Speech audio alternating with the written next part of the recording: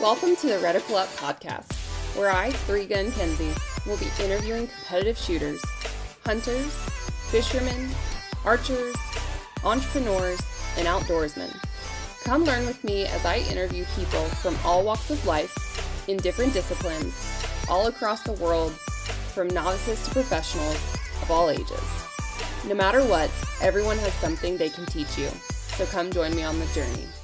The Reticle Up podcast is produced in partnership with AmericanFirearms.org. American Firearms' mission is to recommend what works.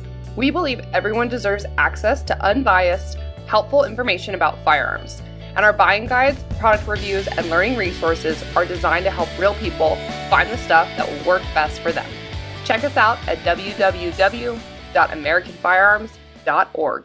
Hey, Reticle Up podcast listeners. This is a new one for me. I've got my buddy Tim Carroll back on the podcast. He reached out and wanted to talk about situational awareness. So we're really going to focus on this topic on this episode, maybe go off some tangents. But Tim, I'm excited to have you back on.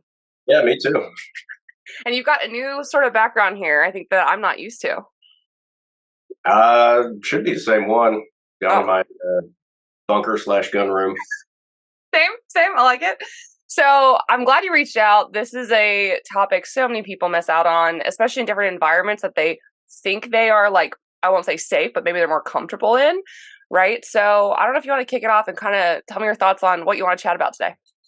Yeah, so a big thing in the self-defense world, which primarily I'm a self-defense firearms trainer. That's, I can't say I teach people how to shoot, but I teach people how to fight with a gun. Mm-hmm. Now, the best option is not to get into a fight. And that basically starts with situational awareness. And I created a custom course that I teach now, which is focused on women's situational awareness, but situational awareness applies for pretty much everybody. Yep. And if you want the really short description, it's basically being aware of everything that's in your environment and how that could possibly be a threat. There's a lot more nuance to it, but that's basically the overall concept of situational awareness. Yeah.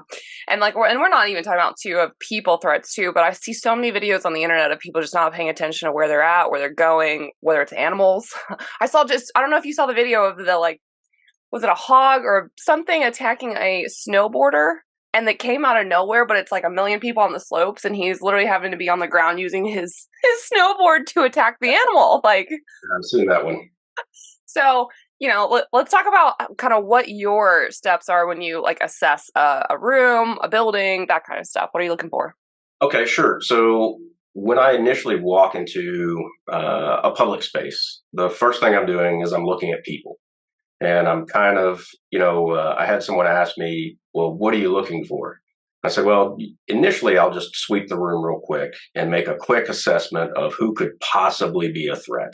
And there's a lot of stuff that goes into it, body language, demeanor, how they're dressed, something like that. That you have to study that.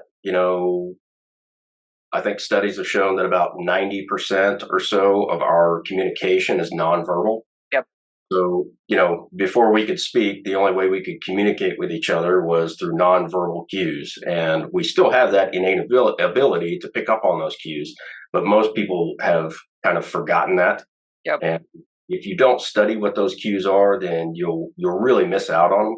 So that's one thing I'm looking for. Next thing I'm looking for are exits. The simple explanation in a restaurant is, see where the kitchen is? There's always an exit through the kitchen. Yep. So usually I like to sit as close to the kitchen as possible with myself facing the front door so I can see people coming in and out. And then after that, basically, it's just you kind of keep an eye on everything that's going on around you and, assess from there. And it's not hard once you learn it, but most people just don't even pay attention to it, to be quite honest. Yep. Now, you're not going to love this question, but can we go back to deep diving?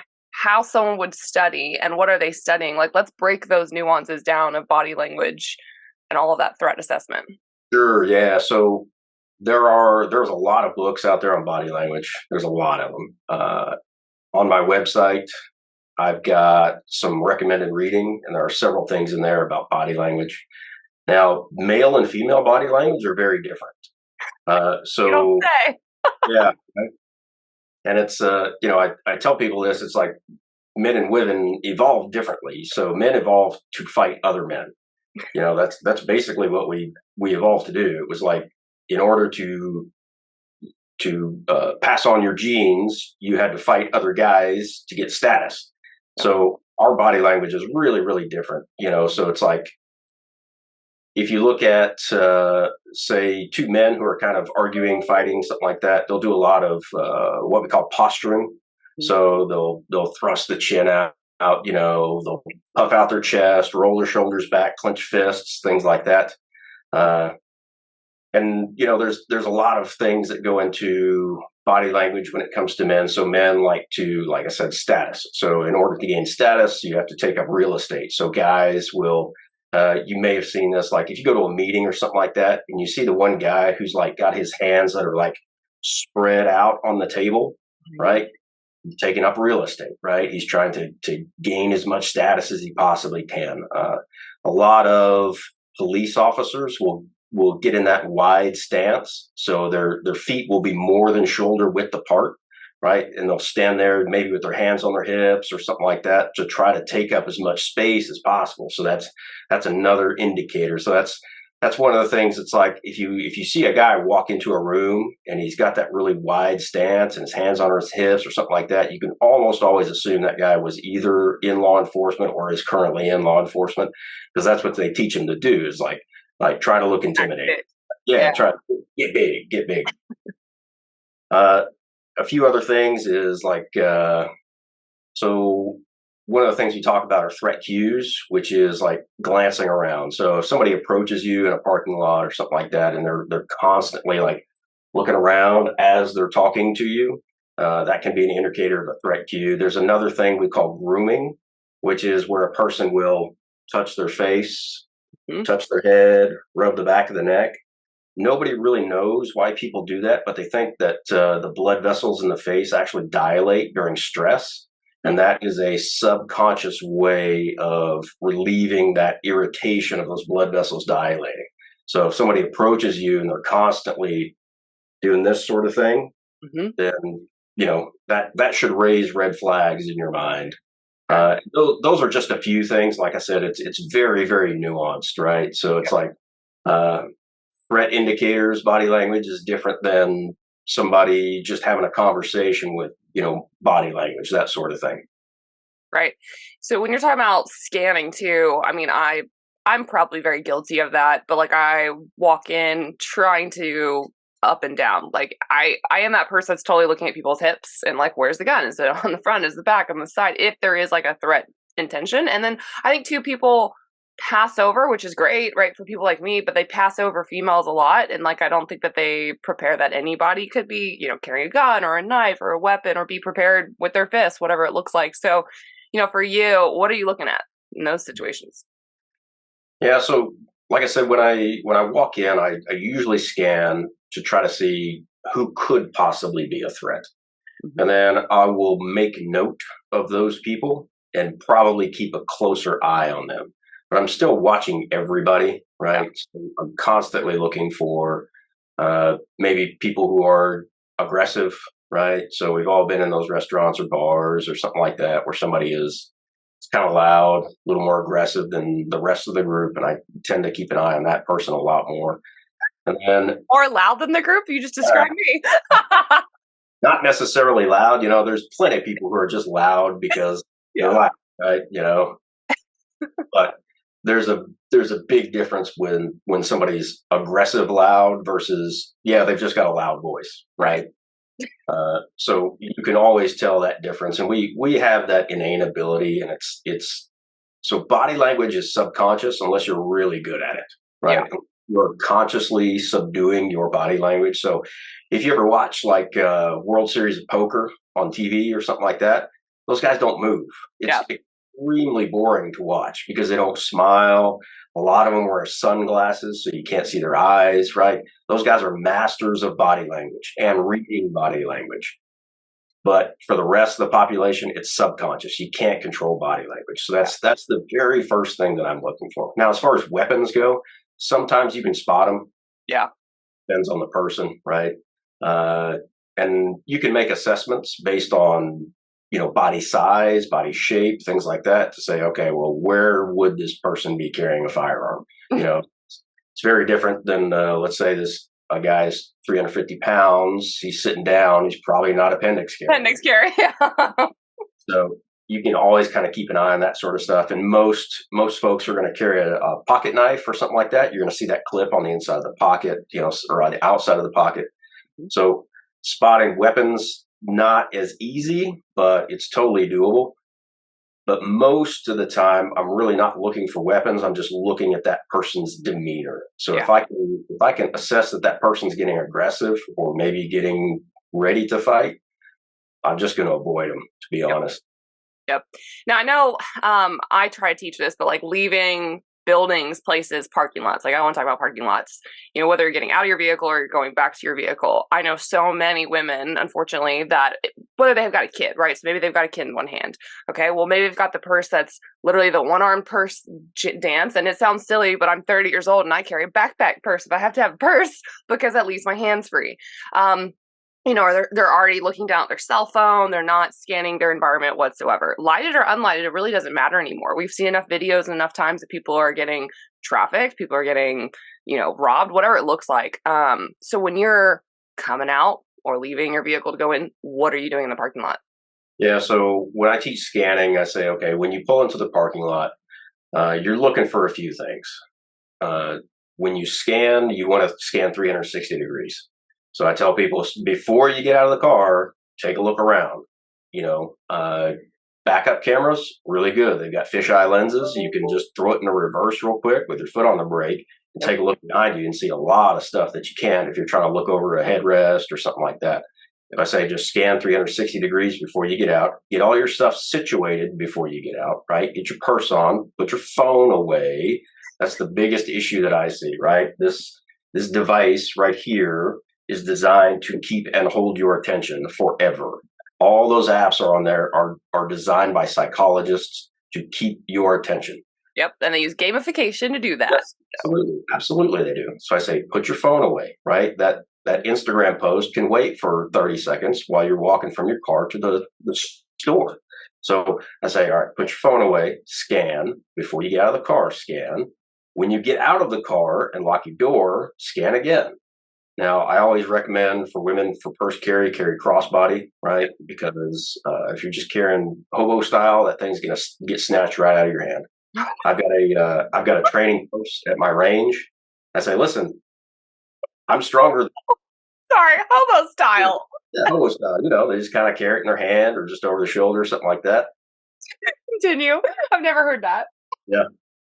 But it's just like, listen, you could hold this in your hand and stop me from yanking it out of your hands. You're not going to do it, right? I'm stronger than you are. I'm going to pull that purse right out of your hand. But if it's over your shoulder, crossbody, I can't without dragging you to the ground. And somebody who's trying to snatch a purse isn't looking for that kind of attention. Nope. They'll say, all right, get out of the car, you scan, you walk to the store. No stopping. Keep looking around. As you're walking, you're still scanning. Mm-hmm. So get inside the store. Once you get inside the store, scan again. Make note of employees. Make note of possibly law enforcement. Make note of threats if possible. Try to imagine where the exits are going to be. That sort of thing. Get your stuff done. And then there's a lot of other things you want to be looking for. So like repeating patterns. So if you see a car drive by and then maybe a minute later, that same car drives by again. Then another minute later, that car drives by again. That's a repeating pattern. If you're in the store and that one guy you just keep seeing in every aisle that you go to, that's a repeating pattern. That's something you need to keep a note of. Now, it's not necessarily something to freak out over, but it is something you need to make note of, consciously make note of that sort of thing. Also, when you get in the store, like I said, make note of employees. That way, if somebody approaches you and says, hey, I'm a manager for, the Walmart and all these guys with flannel and jeans on, you're like, you know what? I don't think so. There's no name tag, nothing like that kind of stuff. Yeah. So those are some small things to keep note of, right? There's a few more details, right? So if you're walking by an exit, say maybe that exit's blocked and fire alarm goes off, you can make note in your head, hey, I can't go to that exit because it was blocked, something like that. those are a few of the small things just to keep an eye on. There's a few more to go into detail over, but those are the main ones, to be honest. Yeah, I've had a couple women share their stories with me. One was in Arizona. She lives in Arizona, and she doesn't carry a gun. She's not like a gun person, not anti-gun, just it's not her thing. And she shared like she pretty sure that she was being human trafficked and in a grocery store and being followed by someone like over and over again. So she dropped everything, put it on the ground, went outside, went next door to the pet stop, called 911 or pet shop. And sure enough, she saw that person come out of that building and then like get picked up in a van and drive off. And so she had that gut kind of reaction feeling that something wasn't right and like kind of clocked the person. And while she's not that like really intimidating person where she made eye contact or recognized the guy or anything like that, she just moved on, went to a different building, called 911. But if you think about those things too with criminals, it's like they don't like being identified. They don't like it if you look them in the face and are looking them up and down and are, you know, you're intimidating to them because, okay, shoot, they recognize me, they see me, they look at me, they might be able to, you know, identify me later, right? So those are the other kind of, I would say like intimidating tactics, or just those things where you as a person can protect yourself just by showing someone you're aware of them. Yeah, so if you think about the animal world, right, the lion doesn't want to be seen by the gazelle, right? As soon as the gazelle sees the lion, the hunt's over, Yep. right? So human predators are the same way. They don't like attention. They don't like to be seen. They don't like that attention being on them. So that's what I tell people is like, if your shoulders are up, if your head's up and you're scanning around, the human predator is going to look at you and go, it's not an easy target. Because just like animal predators, the human predators are looking for the easiest prey. They're looking for the easiest thing that they can possibly do to get what they want. And if they think there's going to be a fight or if they think there's going to be trouble, they're going to avoid it. That's the nature of animals. And we're one of them. So that's what I tell people is like, listen, here's a good social experiment. If you go out in public, so so you're in airports just like I am. So sit in an airport and you people watch. Yep. And you think to yourself, this is a really good exercise. Look around, or if you're in any kind of public space where you're just kind of taking a seat, looking around, maybe a park or something like that, just take a seat, look around, and say, if I were a bad guy, who would my victim be? Yep. And then say, why? Right? So it's that person who's isolated, that person whose head's down, they're looking at their phone, they're not paying attention. That's going to be an easy mark. And then on the opposite side, look around and say, all right, who would I not want to mess with? Oh, it's that person that's got their head up. Maybe they're in a group. They're in a well-lit space. They're looking around. They're making eye contact with people, shoulders up. So that's a really good exercise to kind of mimic what that person is doing, to say, hey, that's a person I wouldn't mess with. I'm going to mimic exactly what they're doing because, they don't want to be seen. And then I tell people, if you do get in that situation where, say, there is a person you think is following you, make a scene, right? Yep. Call attention to it, right? So it's like you've been out in the woods and squirrels start chirping because they see you walking by. Yeah. And that's all they do, right? They're calling attention to you because they think you're a predator. And it's the same way. So if you confront somebody, maybe say, hey, why are you following me? Kind of get loud or something like that. That can really, really diffuse the situation because they don't want that sort of attention. Yep. I tell people it's okay to be rude. You can always apologize later. Yep. So if that guy comes up to you and says, hey, I'm looking for directions to whatever, you can always just say, hey, back off. I don't want to talk to you or whatever. And if it's a legitimate thing where the guy is just like, hey, I was just asking for directions, you can say, hey, I'm really sorry. Just having a bad day, whatever. But it's way better to be rude than to be attacked. 100%. I mean, that's worth your life. And if you don't feel comfortable giving someone directions that's that close to you, you're like, hey, do you mind asking somebody else? Like they don't know your background. They don't know your history, what you've been through. Like I know, we've all been through different scenarios before and they just might, I will say it's difficult and challenging, I think, sometimes for guys to understand what women go through. Not that it's a female male type thing, but there is totally different vibe. And especially when you're by yourself, like it has to be different. Unfortunately, you guys are bigger, stronger, faster in a lot of scenarios, Yeah. Yeah. It's hard for men to understand that for women, half of the population can kill them with their bare hands. Yeah. And men don't understand that. Yeah. Right. Yep. So we I try to be conscious of that, to be honest. I always, try to keep my distance. Now, distance is subjective, especially when we talk about the 21-foot rule, things like that, right? In my defensive classes, I show people how quickly somebody can cover 21 feet, and it's pretty quick for the average person. Most people don't realize that. Oftentimes, when I ask in my defensive classes, how fast do you think the average person can cover 21 feet from a dead standstill? Most of the time, it's like 6 seconds, 5 seconds, things like that. Most people don't realize it's about 1.5 seconds. And that's for the average person. That's not for a fast person, an athletic person. That's the average person. So it happens really, really fast. And if you're not prepared to respond to that, then you can be in trouble. So I try to keep my distance when I'm encountering a strange person or a woman or something like that. Just to try to say, hey, you know what, I understand. I try to diffuse that situation, but a lot of people don't get that because we're men and we don't have that sort of empathy that comes from understanding. Yeah, you've never been in that situation. The other thing I try to teach people that are, especially women though, like they don't want to carry on their body. They want to have it in their purse or they don't even want to have it at all. So then I'm like, okay, well, what are your alternatives? So when I think about, it sounds silly, but like grocery shopping or at the mall or whatever that looks like, there's so many things, it sounds funny, that can be turned into weapons. That can of beans is pretty heavy to whack someone over the head with.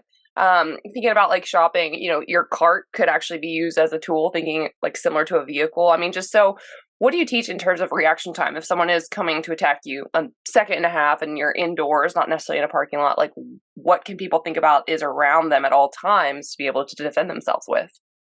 OC spray. Everybody should carry OC spray. If you don't have anything between a harsh word and a gun, then you're a fool, right? OC spray, and it's so cheap, it's so readily available. So you can go on Amazon right now and buy a 6-pack of Palm OC spray for like $20. Yep. And it's kind of ridiculous that people don't carry OC spray. It's like if somebody starts getting aggressive with you and they're not looking to kill you, right, do I need to draw my gun at that point? I can fight. A lot of people can't. But OC spray is what? It's a long distance eye poke. Yep. So if he's getting close and you're like, hey, I don't like what you're doing, and he starts getting aggressive, do I need to shoot him? No. Right. I can give him a shot of OC spray and he's out for several minutes and I can leave.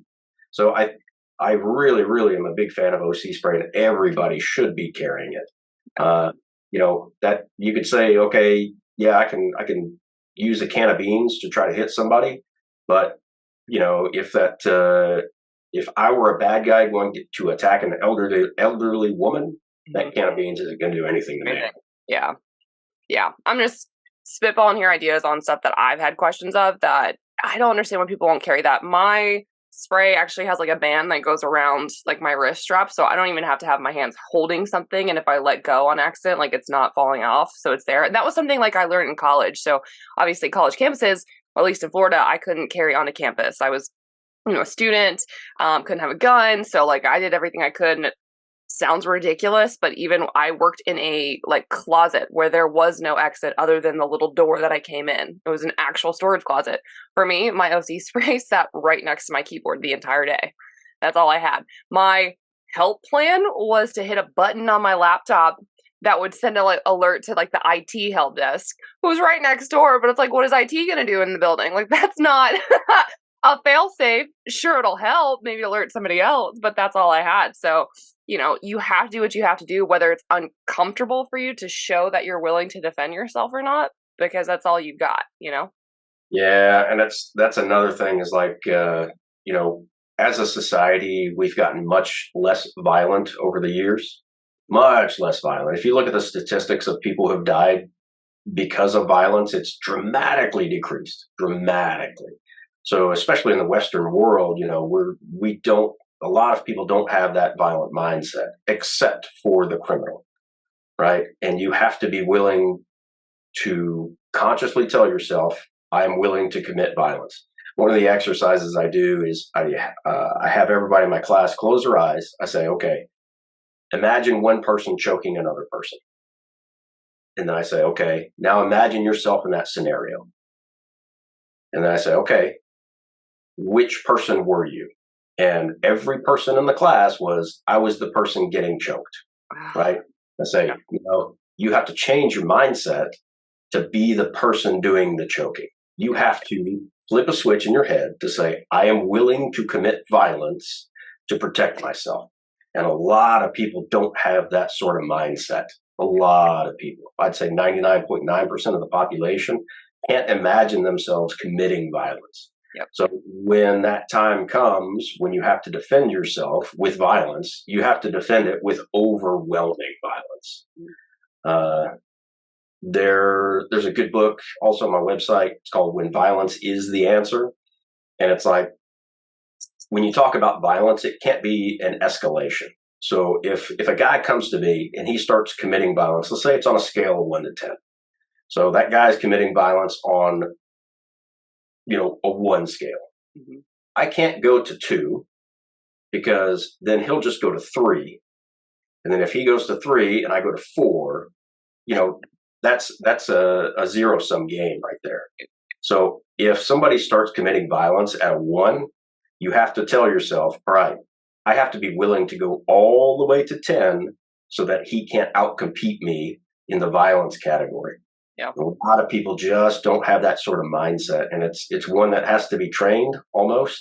Force on force classes are good for doing that. So, and most people don't take force on force. That's something I highly recommend. I actually have that on my schedule for May. And I really encourage people to come out and take that, because it's when you have a person come out for a force on force class and you run them through scenarios all day long, at the end of the day, they are really, really shocked, and their eyes are open to all those scenarios, how it's going to go, right? And what did Mike Tyson say? Everybody's got a plan until they get punched in the mouth. Yep. And everybody comes in, they're thinking, well, I've always thought to myself, if I were in this situation, here's what I would do. And it doesn't happen like that. So it never will. So you have to be willing to adapt and be able to be willing to commit violence on a scale that's pretty scary to a lot of people. Absolutely. I won't tell people who, because this person's so dear to me. She refuses to carry a gun. Okay, well, her life has changed. So when you talk about if they're that person's like being choked, right? What would it take for you to do the reverse? Okay, are you going to protect your grandson? Are you going to protect your sister? Are you going to if it can't be you, right? If you're just not going to do it for yourself, I try to put people in that perspective of, okay, somebody's trying to traffic your child, snatch your kid. Like, what does that look like for you? And then that mindset, I think, finally is what clicks. And I don't know why that is for women, right? Sometimes that's what it takes, is like, okay, what about your kid? Oh, then I would kill someone over that, right? And so that's where it finally starts to shift. It's like, okay, well, now kids removed from the situation and you are their caregiver. Now what are you going to do? And so, like, that's where some of that situational, like, mindset comes into play, of realizing what are you willing to protect and why, and why that matters. Yeah, for sure. And if you read any books on evolutionary biology, that makes a lot of sense, right? It's you're trying to pass on your genetic material, right? So that's what every animal species does. We're trying to pass on our genetic material. So if you don't have kids and you haven't passed on any genetic material, you're much, much less likely to be willing to commit violence for yourself. Right. But as soon as your genes are out there, you said, hey, this is my kid, then that whole mindset changes, right? And it's the grizzly bear mindset, right? Don't become between a bear and its cub, because that bear has passed on its genes. And it's like, I have to propagate my genetic material out into the world. And if you're going to get in the way of that, you're a dead man. Yep. So that's where that mindset switches in a lot of people.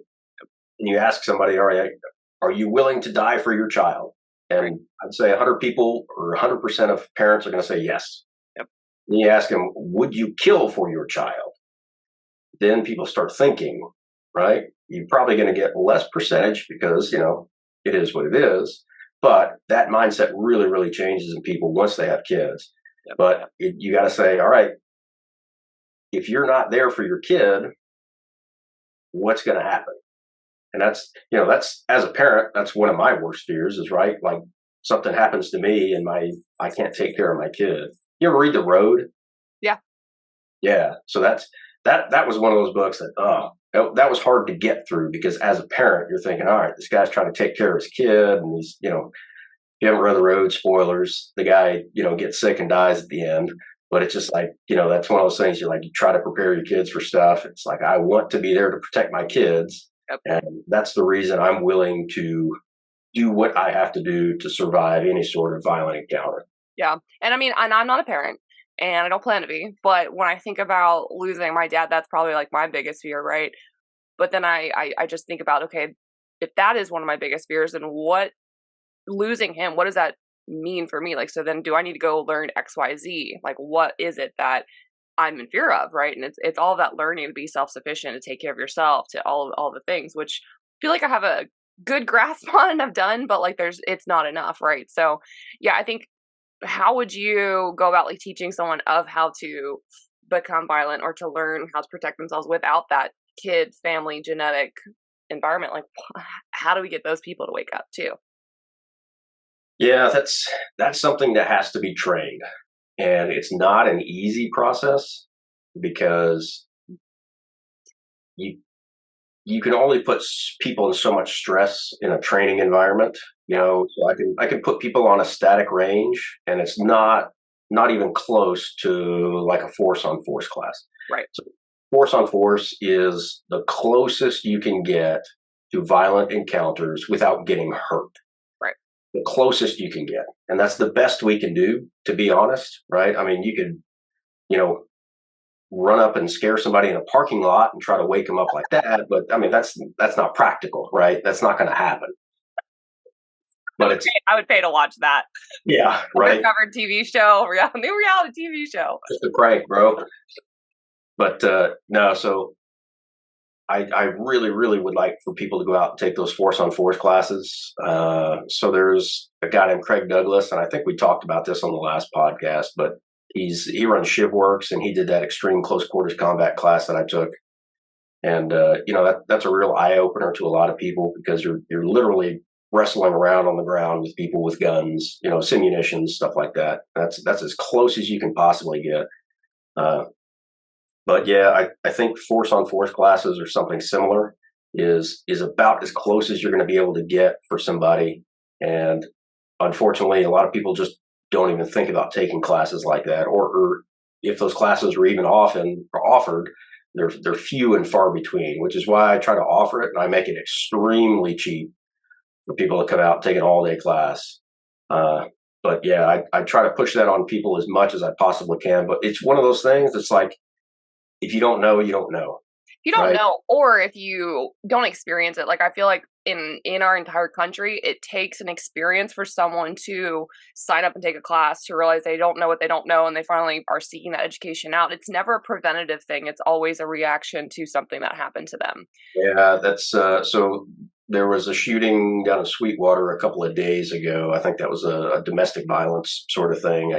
A guy shot several people in a family, and I've gotten several calls from folks wanting to take classes just based on that. Yeah. So you're right. It's one of those things. It's like it's either somebody has come out and taken one class, and they're like, oh wow, okay, I didn't realize all of this was involved in this, or it's something has happened, and they're like, yeah,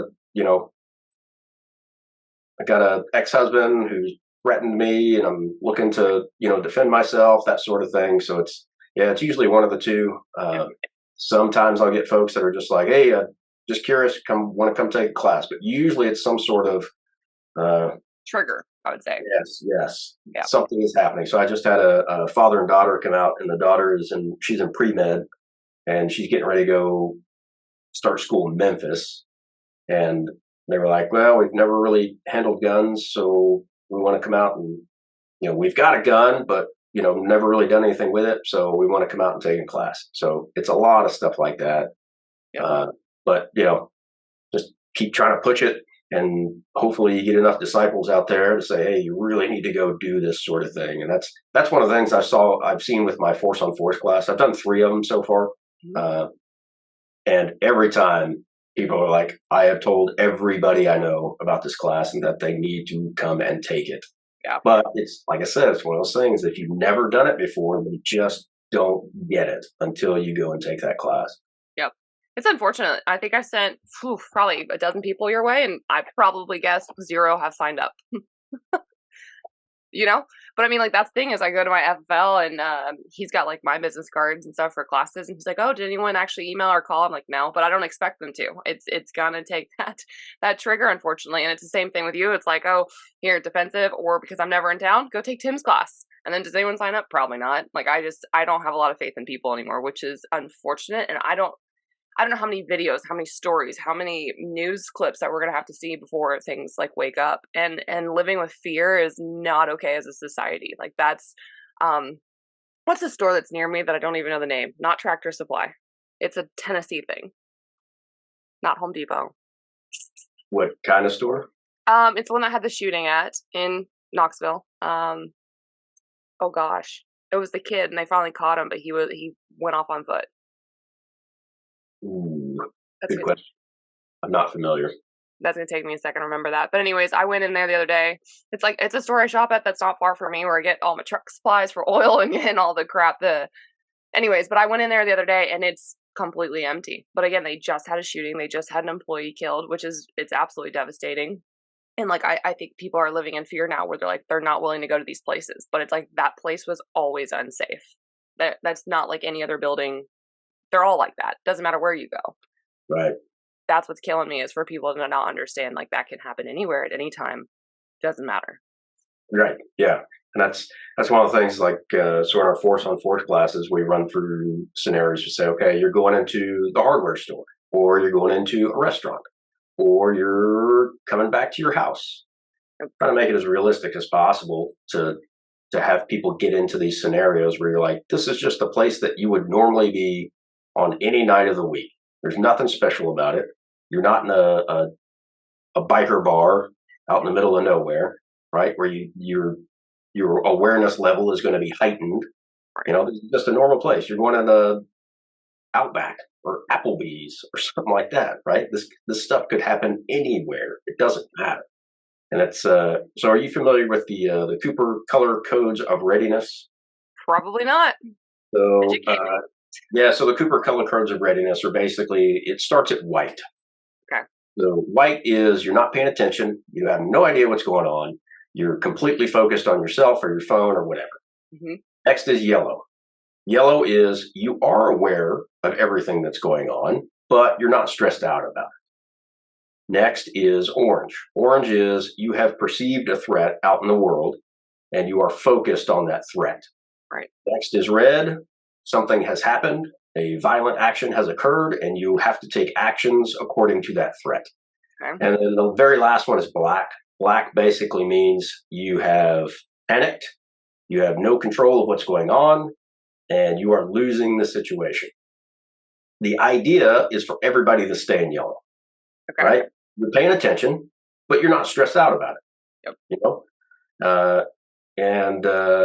I'll have to send you that color code, but you can Google it. It's pretty easy to find. If you just Google the Cooper color codes of readiness, you'll find it right off the bat. Okay. But I tell everybody, stay in yellow. Yeah. Paying attention. You're not stressed out about it, but you are paying attention to everything that's out in your world. Yep. Now, the idea is to avoid black. And to avoid black is basically you get training and you get stress inoculation. Mm-hmm. So training starts first, figuring out what you're supposed to do, right? Because you don't rise to the occasion, you fall to your level of training. And if your level of training is 0, that is where you will fall to. I tell everybody in my classes, you will not become John Wick when a bad thing happens if you've never trained. It's not going to happen.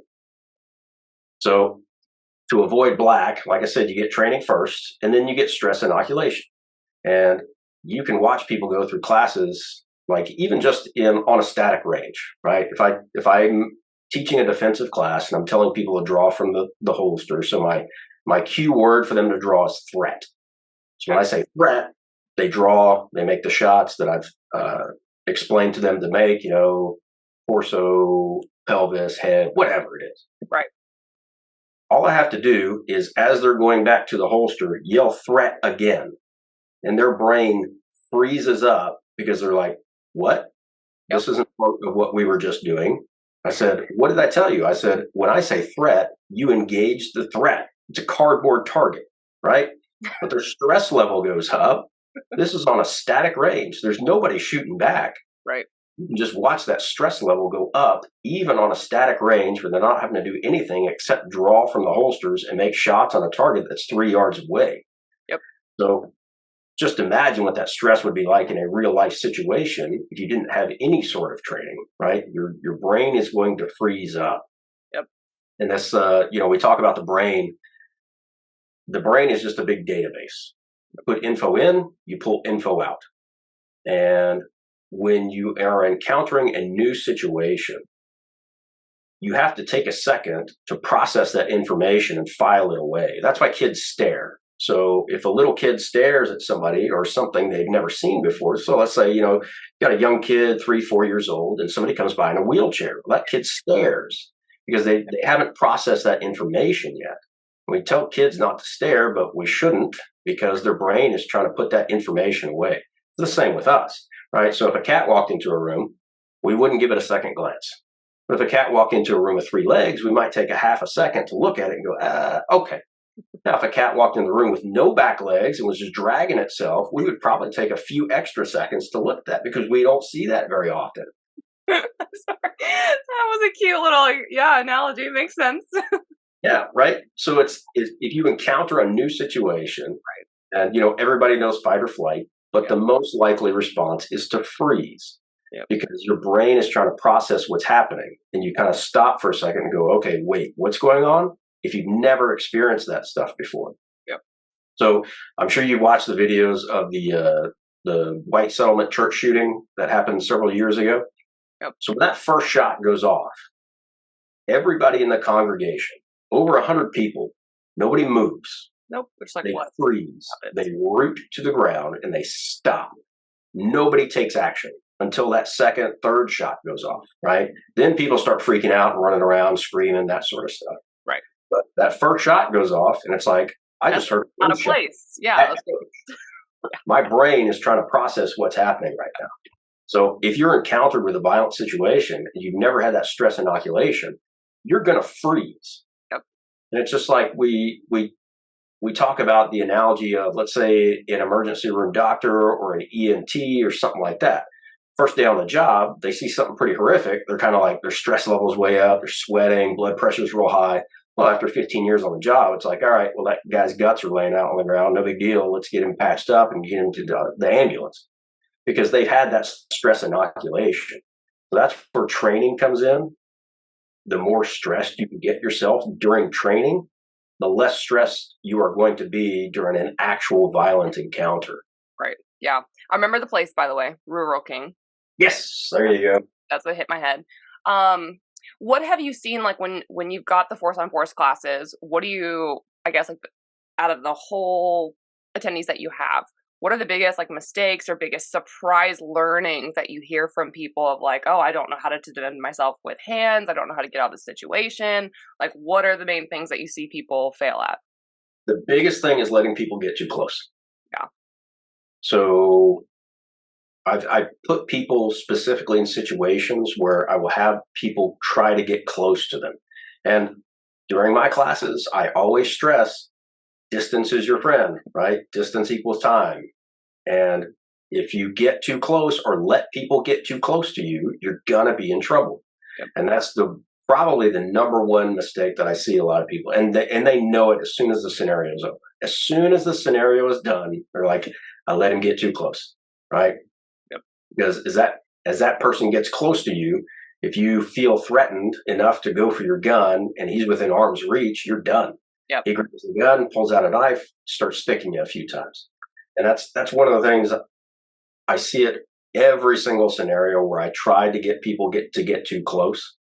And I've had women and men in my force-on-force classes, and one of the biggest things I do is I make the woman the aggressor. Yep. And he's approaching a man, and every time the man's like, yeah, no big deal, and she's just right there, right next to him. I say, well, why'd you let her get that close? He's like, I don't know. It's like, well, was it because it was a woman? He's like, probably. Probably. Yep. I mean, Yeah. and that's the same thing when teaching is like, why are women automatically not considered a threat? Or why are we automatically assume that, like, she's the damsel in distress, or she's not the liar, the aggregator, whatever it looks like? And our society is never going to learn. It's 2023 and we still haven't changed our thoughts and feelings about genders. We've got 10,000 years of evolution and genetics that, you're not going to erase that in the last, 50 years. There's no way of getting around that. The DNA is there and there's no way that's changing. So people just have to realize it doesn't matter who it is, young, old, male, female. Yep. Don't let somebody get close to you. If you don't know that person, take a few steps back. Don't, and for God's sakes, don't let people get within arm's reach. That's for sure. Yeah, that's the number one thing that I see. And then the other thing is a lot of people, after I train them on how to draw a pistol from a holster, I say, all right, listen, your homework for the rest of your life is to do this 10 times a day. Perfect. Just do it 10 times a day, nice and slow. Perfect. That's all you got to do. They'll come to the class and say, hey, you been practicing your draw? Not as much. I just, get home, don't think about it. It's like, listen, it'll take you like 3 minutes to do 10 perfect draws a day. But when the stress starts happening, they're reaching back, they're fumbling, their shirt's in the way, they can't get their gun out, all that kind of stuff. So yeah, that's probably the number 2 thing I see is they flub the draw. Yep. Do you see any like wrong equipment, or like how often do people come and learn like their setup, their equipment, their holster, whatever is just not going to work for them, or even their gun? Yeah, so we use airsoft guns, and I have Glock 19 replicas actually sitting right over there.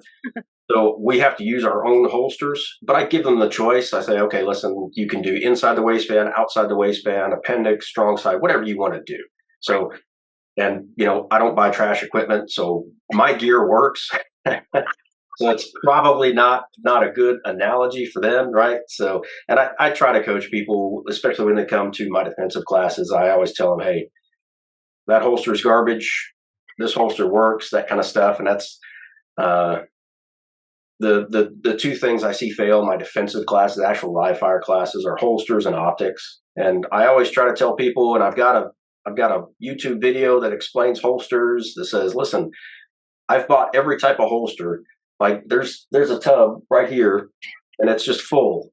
I have one too. I'm looking at it right now, and I went and I got a bigger container for them. Yeah, so that thing right there is just full of holsters. I don't even want to show my wall of crap. It's just full of different types of holsters because I've tried all of them. And I try to tell people, I said, listen, I've made those mistakes. Yep. Let me explain to you what works and doesn't work.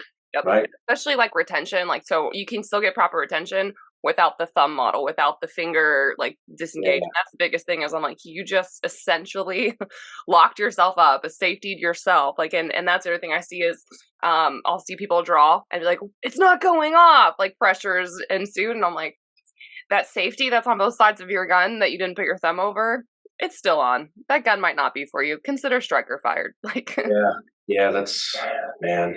Number one. I tell people, listen, if you want to get a thumb safety, get a thumb safety. Sure. But you better train with it, and that thing better be instinctual. Yep. Like as soon as you come up on target, sweep the thumb or sweep the safety off, bam, bam, bam. When you're off target, safety comes right back on. And you shouldn't even have to think about it. Right. It's just like, like when we're shooting ARs, right? So I don't even think about the safety. I just do it, right? And it should be the same way with a handgun if you're going to carry one with a safety on it. Yep. But a lot of people are like, well, I like the thought of having the safety on there just in case. I say, listen, this is your safety. Yep. Finger off the trigger. I remember I still have the video, I'm sure somewhere, my very first match with my first 2011, I safetied myself like every single stage. It was beep, and then I was like, oh, and then you hear me yelling, safety, like turned it off. I swear to God, it happened twice. And I don't know, I had to get used to the habit, so I switched out of carrying any like 1911 style gun because I would automatically flip the safety back on, to reholster or whatever for competition or when I was done. That I was starting to do that with my own. I'm like, oh my God, I'm safetying myself. Why am I doing that? But it was a good habit, but also a bad habit. So yeah, right. Yeah, and that's one of the other things I don't like are so the M&P shield like Yep. the E model is Yep. super popular, like crazy popular. And that grip safety, Jeez. that grip safety, it's the worst. It is the bane of my existence. Yep. I Because said people, I had 3 people come into classes and they would safety themselves on the grip. And I'm like, you're not getting the high enough grip and you're not drawing it out and you're going to safety yourself. And this is a horrible gun. I understand you might not have the hand strength to pull back the slide. That gun's not for you. yeah, that's uh, that grip safety. Yeah, I don't know. I wish Smith had made that gun without the grip safety so bad, because it would have been a great gun for a lot of folks that just don't have that hand strength to rack the slide and load the magazine, that kind of thing. I actually have a YouTube review of, I compared the Glock 43X, the SIG 365XL, and the M&P Shield EZ all in one video. I went through the good and bad with all of them, but it's just like, I can't stand that grip safety just because I see so many issues with it, especially in like rapid fire. So if I say, all right, I need you to give me hits on the pelvis, give me hits on the chest. It'll be bam, bam, bam. Click. Oh, Yeah. try to reestablish the grip, bam. It's like, that's going to get you killed. Yep. Right. So yeah, I don't like thumb safeties, and I really don't like grip safeties. Same. Yep. Those are 2 things I pretty much try to nix from people's minds. I don't I won't ever understand. So I can't understand of the comfort of having it.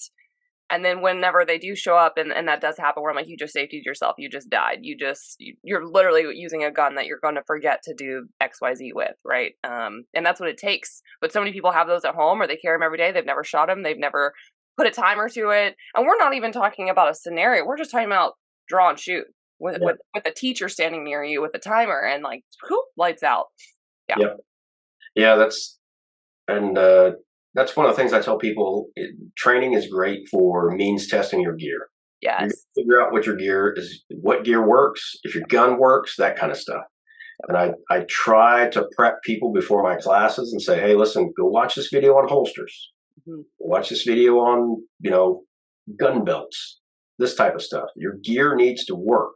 And inevitably, I'll get people to show up in my class and they've got either like floppy leather holsters or those what are they called, hybrid holsters and stuff like that. And say, listen, you're going to struggle all day with this. Okay, you're going to figure out your gear doesn't work. Yep. But holsters are the main thing that I see people struggle with, and then the other one is optics. A lot of people go cheap on optics, and I tell them, listen, if you're going to spend some money, save it up and get something that works. I've seen optics fly off in the middle of courses. I've seen them get cracked, screws come out, all that kind of stuff. They're zeroed properly. It's just, if you're going to get optics, get a quality optic, especially with handguns, because those things take so much abuse and they really got to work. I think that's the biggest in articles. I've written probably half a dozen articles now that my number one recommendation, I was like, okay, if you're going to spend $1,200 on a pistol or you're going to spend $3,000 on a rifle, whatever it is, it sounds ridiculous, whether it's competition, whether it's carry, whether it's just having a nice gun, and you're going to put a $200 red dot, you're going to put, a $300 scope. And I'm like, you have to have both to be able to hit something, or you need to be using iron sights. And I don't care if that offends you, but it drives me up the wall. I don't want to get into ammo too much, but there's like 3 things that make guns and ammo and everything accurate, and it's going to be guns, ammo, and that red dot or sight. Yeah. That's there's really, like, in the red dot world, when you talk about handguns, really there's only 2 companies that are doing it right. That's Trigicon and Holosun. Yep. That's the only 2 that I recommend. I say, listen, there's only 2 companies out there right now, and this is just this is anecdotally for me. I've seen a lot of them come through.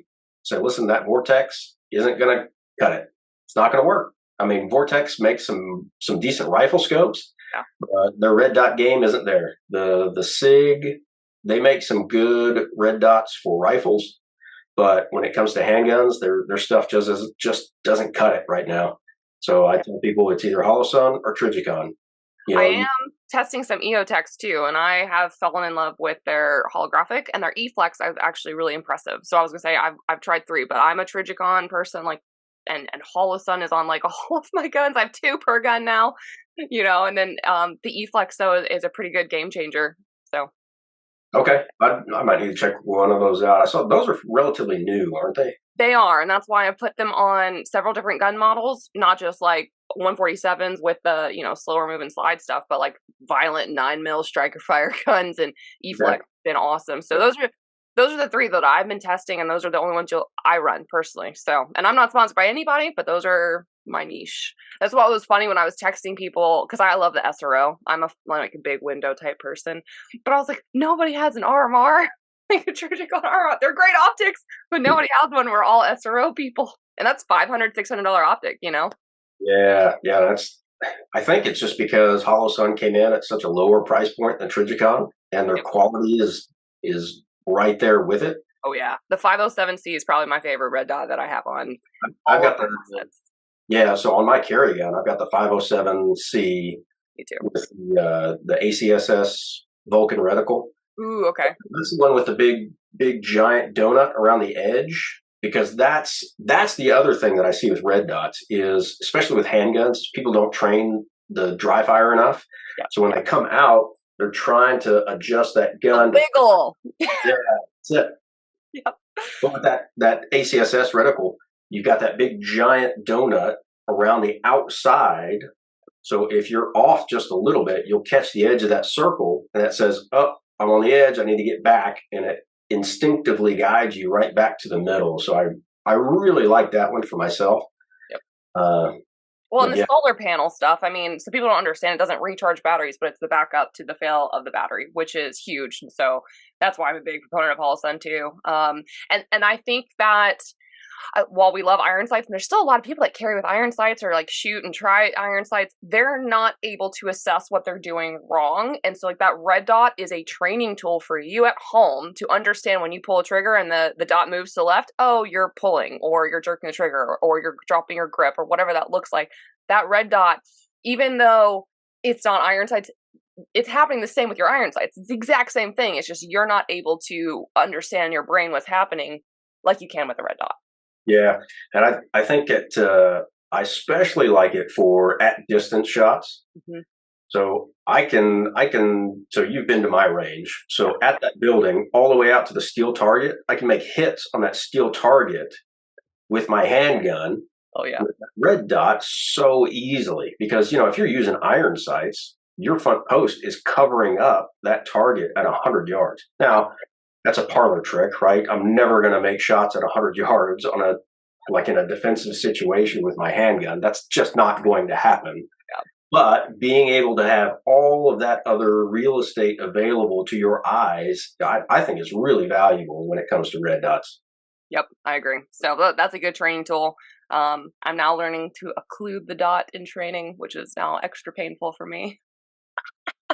I don't know if it works or not. I know people that shoot their entire gun in matches who are some of the best shooters in the whole entire country with the dot covered the whole time. That ain't me. I know. I'm like, I can't. I did it for a little bit. It's good. And I can't do that in an actual match. No. I'm not that good. No. I never will be. But okay, I know we've gone all off on a bunch of tangents, but we've talked about situational awareness, force on force, knowing and understanding your gear at least.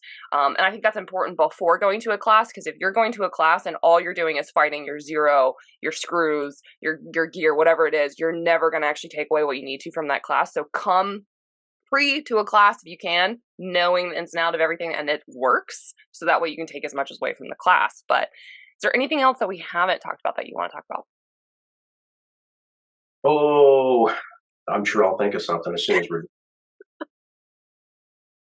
Honestly, it's just as a trainer, just go get training. Go get defensive training. If you're going to carry a gun for self-defense, and this is I think I explained this on the last podcast. It's just like playing basketball. I can shoot free throws all day long, be great at it, but if that's all I do, and somebody asks me to go play a basketball game, I'm going to be terrible. Right? And it's the same way with shooting. I can sit on a static range and make stack shots on top of each other all day long. Because you're like, all right, well, now you got to move. Now you have to communicate. You got to do reloads. You got to fix malfunctions. You got to draw from the holster. All that stuff that goes into it, you're not going to be any good at it. So, yet, if you're going to carry a gun for self-defense, get self-defense training. That's so unbelievably important for folks out there, and most folks just don't do it. Yep. Yep. I like it. Well, Tim, how can people find you online? What's your website, and how can people sign up? And what are the date again for the Force on Force class? Force on Force class is 1 week before your Gals Day at the range. So May 6th on a Saturday? Yes, it is on a Saturday. It is on the schedule. So if you go to www.lfxtraining.com, that's Lima Foxtrot X-ray training.com.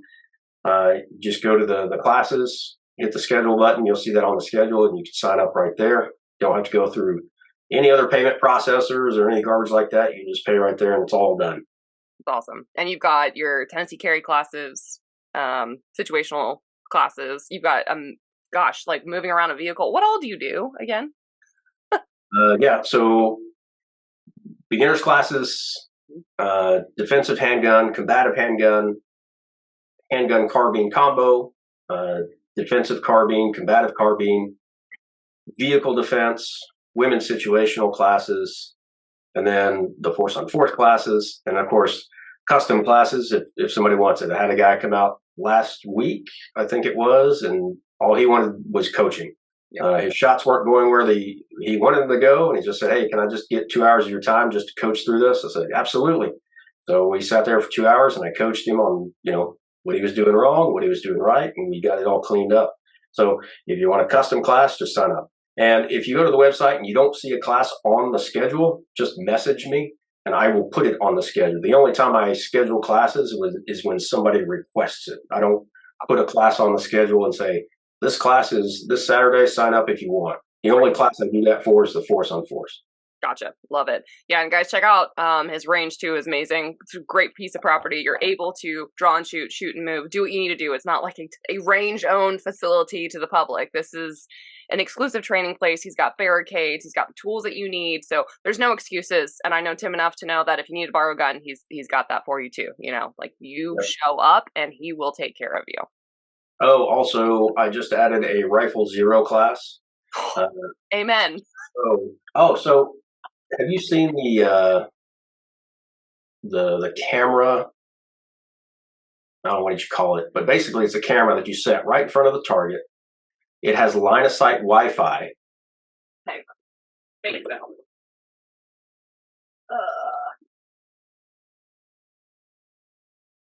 If it's what, it might be a different brand for you. But I just got the Bullseye camera system by SME. That's it. That's awesome. I got this yesterday. I shit you not. So I'm going to be the super lazy person, guys. So there's 2 different versions out there. This is the 300-yard one. Then you have like the 1,000-yard, I think. Yeah.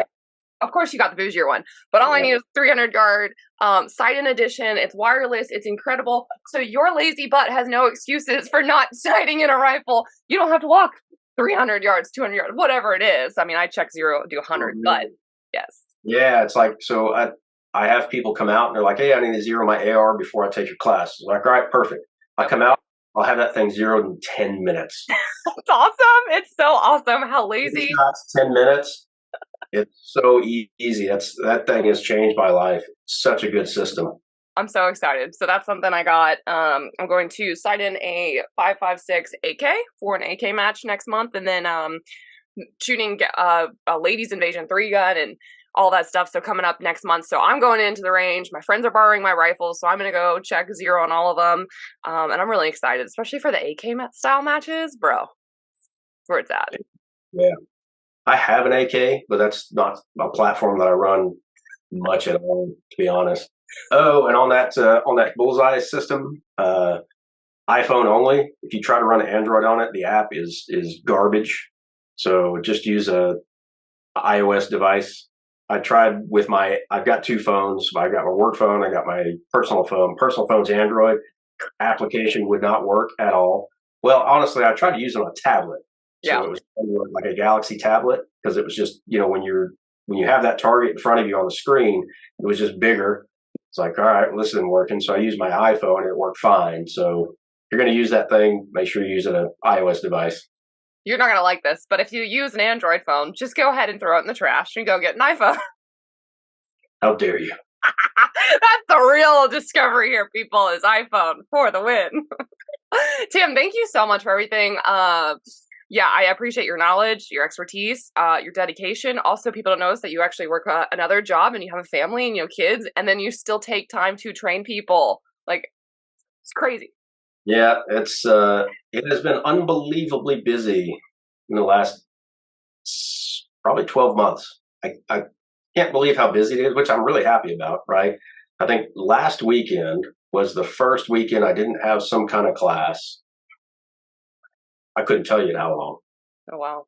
It's every weekend people are asking for classes, which is really good. And I really like it. You know, this is my passion. If I could do it full time, and I absolutely would. But yeah, so I run this business, I run another business, and I have my full-time job on top of that. Couldn't do it, bro. Couldn't do it. Proud of you. Thanks for everything you do. And excited for you to be at Gals Day this year as well. I guess I should mention that real quick while we're on the podcast. May 13th, if you are anywhere near Eastern Knoxville, you should try to come. Actually, you don't even know this yet, but I'll just go ahead and say it. So we have 92 pounds of tannerite to blow up. We have Firebird targets to explode, 200 of those. We have full autos coming. We have suppressors actually on loan from our SOT coming in, so you won't have to have that if you don't want to. But it's going to be really fun. We're giving away over 10 guns now at this point. So we've got, IWI Masada Slims. They donated 5 of those. We've got some Taurus 22s. We've got two surprise guns that I don't want to mention yet. But if you're not signed up, ladies, it's $100. It includes taco truck. We're having a taco food truck come, ice cream truck come, t-shirts, all of the ammo's included. Supervel sponsoring the ammo again. Double Star's coming down. Hunter's HD Gold is coming down. This event is going to be bigger than last year, Tim, and I'm really excited. And thank you for volunteering. That's really cool. You get any 300 blackout? Ammo-wise, I don't know. I will try. Because I have one that I built that works that's really fun to shoot. But yeah, I've got my suppressed 300 blackout that I would... just so ridiculous. So ridiculous. If I can buy that ammo, for sure, because I want people to shoot some different calibers. But yeah, I'm excited for this year. Thank you for helping out. So May 13th, ladies, go sign up at 3gunkenzie.com. Tim will be there, and then you can learn more about his classes as well. And we're just grateful to have him on the range to help because he's a wealth of knowledge. So thank you, bro. Appreciate it. Absolutely. Well, Reticle listeners, stay tuned. Again, LFX Training is his website and his training company. Go sign up, and then stay tuned for the next episode of the Reticle Up Podcast. Thanks for listening to the Reticle Up Podcast. Be sure to subscribe wherever you get your podcasts and on YouTube. Follow along on social media at Reticle Up or 3Gun Kenzie.